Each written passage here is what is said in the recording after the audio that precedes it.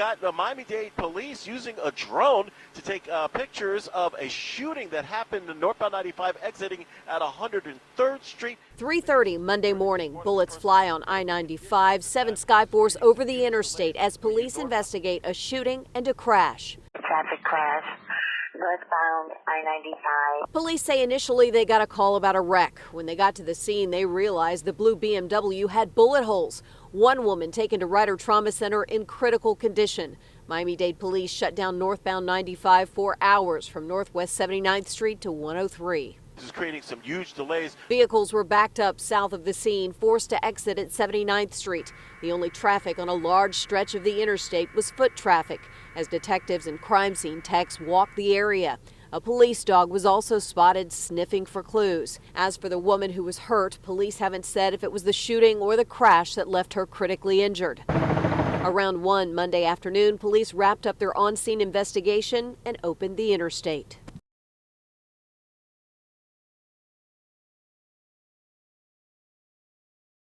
Is there anything you would like to say in your defense? Lawsuit. 37-year-old Mark Polyakov leaving jail Tuesday afternoon. He was arrested a day earlier, accused of threatening to burn down his son's school, Sheikh Hillel Community School in northeast Miami-Dade. Police say you texted that you were going to burn the school to the ground.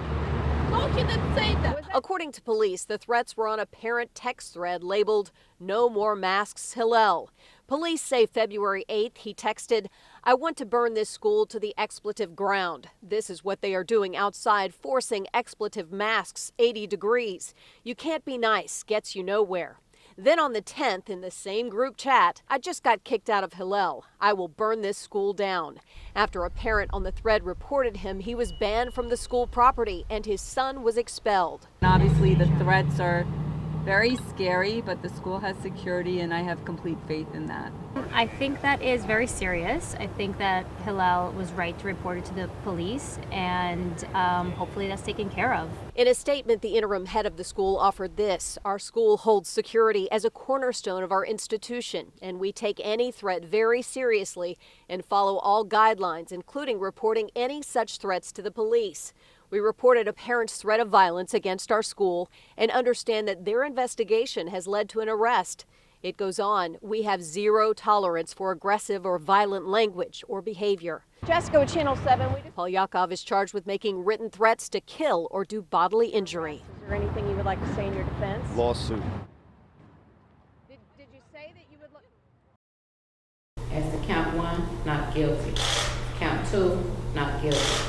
Count 3, guilty of culpable negligence. But now, nearly 3 years later, that single guilty verdict of culpable negligence and the conviction of former North Miami officer Jonathan Aleda overturned. The trial court abused its discretion and should have allowed testimony to come into evidence demonstrating that Officer Aleda did what he was trained to do that day. And an appellate court agreed, ruling Wednesday in this opinion.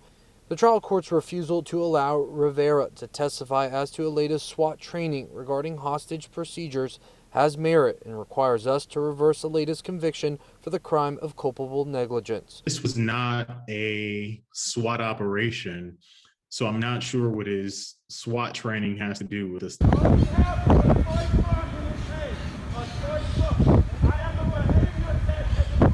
In 2016, Aleda was one of about a dozen North Miami officers who responded to what was initially believed to be a potential hostage situation. Later on that they realized that it was a toy. He didn't have a gun. Come on now. Despite radio calls that the autistic man Arnaldo Rios Soto was not armed, Aleda fired 3 times at Rios Soto, hitting Charles Kinsley, an unarmed behavioral therapist laying next to Soto. I'm going to the ground just like this here with my hands up.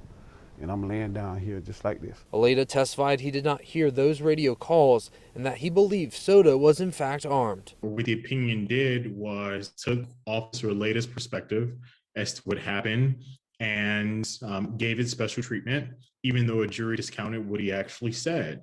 He wasn't right in his perception, but his perception is why he took those shots. He believed legitimately, based upon everything he had, that this was a hostage situation.